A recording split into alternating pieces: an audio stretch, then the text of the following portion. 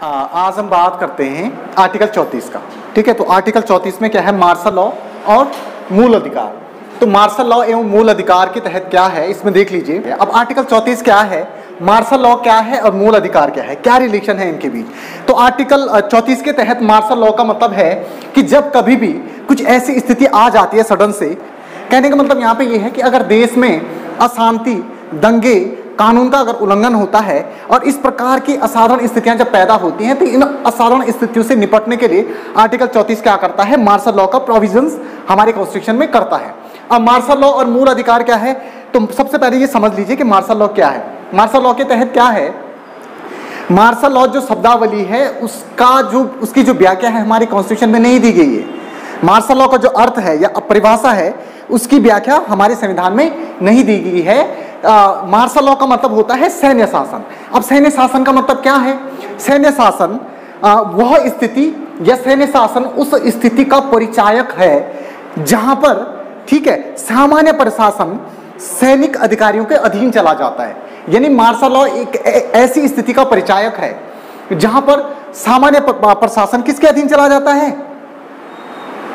सैन्य अधिकारियों के तहत।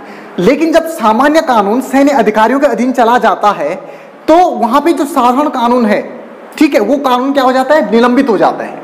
और इस प्रकार का जो कंसेप्ट है या इस प्रकार का जो अधिकार है आर्टिकल 34 पूरे भारत में कहीं भी मार्शल लॉ लगा सकता है। तो यानी आर्टिकल 34 के तहत पूरे भारत में मार्शल लॉ कहीं भी लागू किया जा सकता है।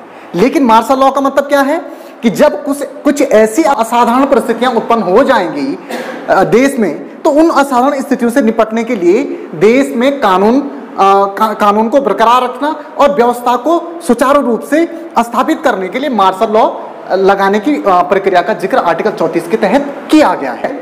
अब हमने नॉर्मल सी बात की कि भाई मार्शल लॉ क्या है, मार्शल लॉ के तहत क्या क्या चीजें होती हैं, मार्शल लॉ नॉर्मली किन परिस्थितियों में लगता है, तो ये मुख्यतः युद्ध, अशांति, दंगे या कानून का उल्लंघन करने पे मार्शल लॉ लगता है। यानी आर्टिकल 34 के तहत मार्शल लॉ कब लगेगा, जब देश में युद्ध की आशंका हो या फिर अशांति की स्थिति पैदा हो या कानून का उल्लंघन किया जा रहा हो और कानून के उल्लंघन के साथ कुछ दंगे वगैरह देश में किए जा रहे हों। तो ऐसी असाधारण परिस्थितियों से निपटने के लिए आर्टिकल 34 क्या करता है, मार्शल लॉ को लगाने के लिए क्या करता है, कुछ शक्तियां प्रदान करता है सैन्य अधिकारियों। अब नॉर्मल सी बात है, ये है मार्शल लॉ का कंसेप्ट। लेकिन मार्शल लॉ के तहत सैन्य अधिकारियों को कौन कौन से अधिकार दिए जाते हैं, अगर मार्शल लॉ लगता है तो ऐसी स्थिति में क्या होता है, कौन कौन से अधिकार उनको, विशेष अधिकार उनको प्रदान किए जाते हैं। तो इसके तहत मुख्यतः जो नागरिकों के मौलिक अधिकार हैं उनको वो खत्म कर सकता है। इसके साथ साथ ऐसी स्थिति में किसी नागरिक को मृत्युदंड तक की भी सुनवाई वो कर सकता है या मृत्युदंड भी उसको दे सकता है। तो इतने विशेष अधिकार मार्शल लॉ के तहत सैन्य अधिकारियों को दिए जाते हैं। इसके साथ साथ एक विशेष चीज है, अभी हाल ही में कुछ समय पहले उच्चतम न्यायालय के द्वारा एक घोषणा की गई। उच्चतम न्यायालय ने बोला कि मार्शल लॉ प्रतिक्रियावादी क्या है, प्रक्रिया के तहत बंदी प्रत्यक्षीकरण की रिट को खारिज नहीं कर सकता है। कहने का मतलब यहाँ पे ये है कि आर्टिकल 34 के तहत मार्शल लॉ की जो शक्ति सैन्य अधिकारियों के पास जाती है, तो उसके तहत उच्चतम न्यायालय ने बोला कि ये एक प्रतिक्रियावादी प्रक्रिया के तहत मार्शल लॉ जब लगेगा तो उस समय क्या नहीं होगा, मार्शल लॉ के तहत बंदी प्रत्यक्षीकरण की जो रिट है, ठीक है, उसको खारिज नहीं किया जा सकता है। यानी ये अधिकार इनको मार्शल लॉ के तहत नहीं प्रोवाइड किए गए हैं, ये न्यायालय ने व्याख्या प्रस्तुत की है। अब समझने वाली बात है कि हम मार्शल लॉ का जिक्र तो कर रहे हैं, लेकिन मार्शल लॉ मुख्यतः किस कंसेप्ट की बात कर रहा है, मौलिक अधिकारों पर प्रतिबंध लगाने की बात कर रहा है। मार्शल लॉ किस चीज की बात कर रहा है, मार्शल लॉ नॉर्मली मौलिक अधिकारों पर प्रतिबंध लगाने की बात कर रहा है। और मौलिक अधिकारों पर प्रतिबंध लगाने के तहत क्या है, वो नागरिकों के मौलिक अधिकारों को प्रतिबंधित कर सकता है, युद्ध, दंगे, अशांति और कानून का उल्लंघन करने की स्थिति में या कानून को तोड़ने की स्थिति में लगा सकता है। इसके साथ साथ उसको इस प्रकार के विशेष अधिकार भी दिए जाते हैं कि भाई वो क्या कर सकता है, मृत्युदंड भी दे सकता है नागरिकों को। इस प्रकार के कंसेप्ट मार्शल लॉ के तहत दिया गया है। अब यहाँ पे थोड़ा सा एक चीज मैं और आप लोगों को बताना चाहता था कि मार्शल लॉ के तहत ही क्या मौलिक अधिकारों को सीमित किया जा सकता है, खत्म करने की यहाँ पे बात नहीं आएगी, सीमित करने की बात आएगी।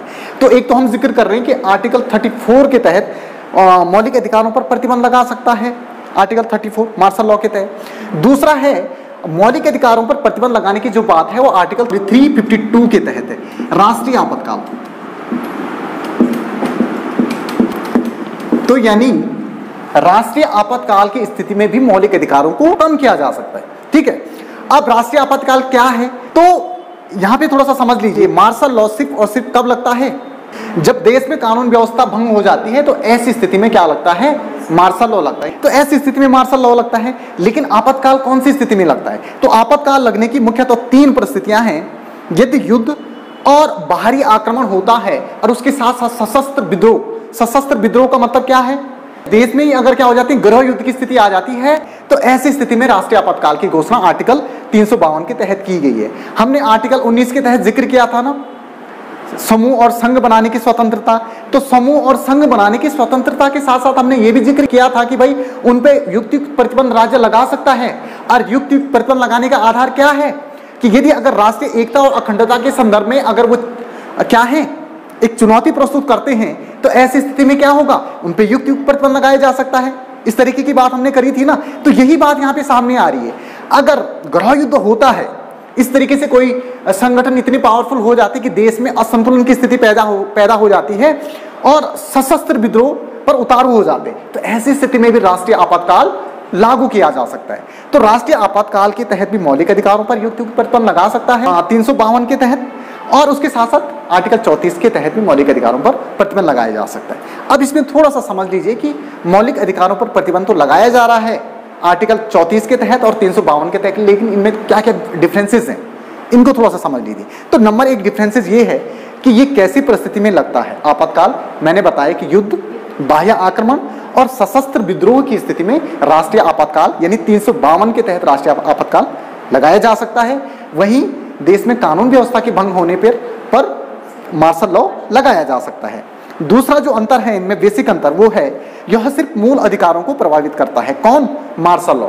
मार्शल लॉ सिर्फ और सिर्फ मूल अधिकारों को ही प्रभावित करेगा।